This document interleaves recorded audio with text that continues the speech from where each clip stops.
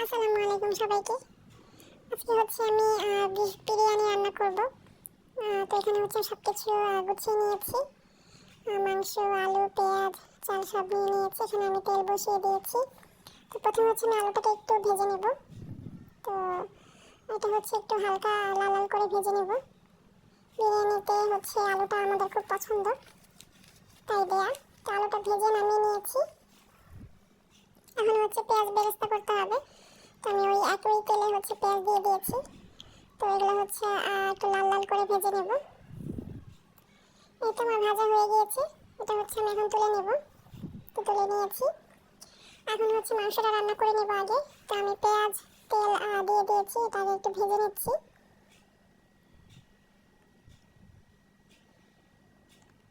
গরুর মাংস দিয়ে বিরিয়ানি মনে হয় আমার প্রথম রান্না করা, আমি এর আগে কখনো করি নাই।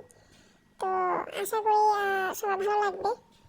তো আমি এখানে সামান্য পানি দিয়ে দিয়েছি, দিয়ে মশলাগুলো দিয়ে দিলাম। হলুদ, লবণ, মরিচের গুঁড়া, ধনিয়া গুঁড়া সব দিয়ে দিয়েছি।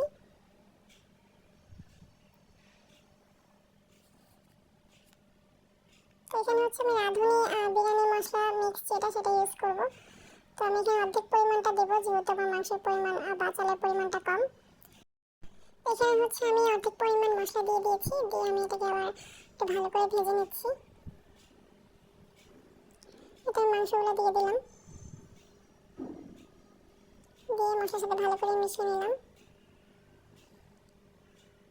ভালো করে কষিয়ে নেব এটা মশলার সাথে।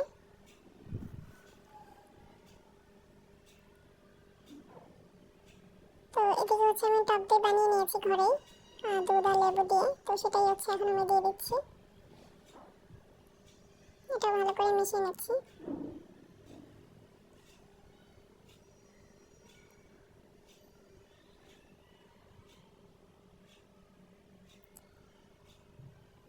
তো মাংসটা অনেকক্ষণ ধরে কষাতে হবে যেন ভালো মতো সেদ্ধ হয়। তো শেষে থেকে আমি আলুগুলো দিয়ে দিচ্ছি, যেন আলুগুলো ভালো মতো সেদ্ধ হয়ে যায়।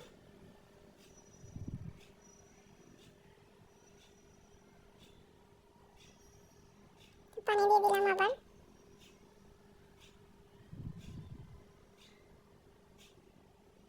এখন এটাকে আমি ভালো করে শুকিয়ে নেব।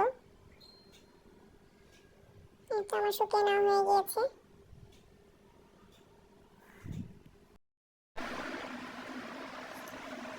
তো এখন আমি এটাকে সাইডে রেখে আমি অন্য একটা কড়াই বসিয়ে দিয়েছি। এখানে আমি ঘি দিয়ে দিয়েছি আর পেঁয়াজ দিয়ে দিয়েছি।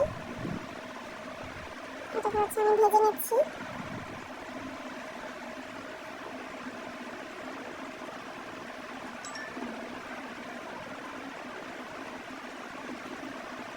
এখন চালগুলো দিয়ে দিয়েছি আমি, দিয়ে চালের সাথে ভালো করে ভেজে নেব।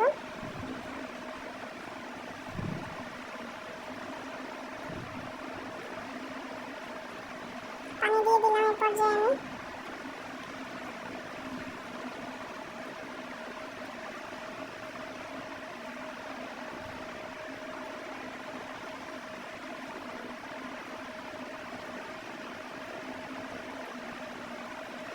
লবণ দিয়ে দেবো পরিমাণ মতো।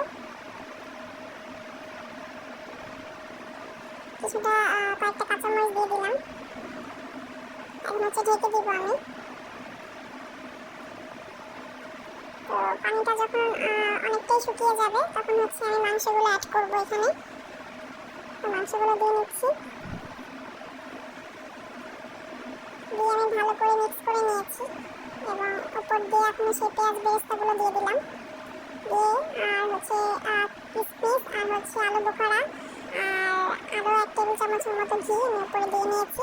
দিয়ে ঢাকনাটা ঢেকে দিলাম এবং ঢাকনা যে ছিদ্রটা সেটাও আমি বন্ধ করে দিয়েছি। এখন এটাকে আমি দমে রাখবো 15-20 মিনিটের মতো। তো এই তো আমার রান্না কমপ্লিট। সাথে আমি কাবাব, সালাদ, কোক, লেবু এগুলো নিয়ে নিয়েছি, সার্ভ করেছি সাথে। তো এই তো আমাদের দুপুরে খানা দানা অনেক মজা হয়েছিল। আপনারা চাইলে ট্রাই করে দেখতে পারেন, আশা করি ভালো লাগবে। আল্লাহ হাফেজ।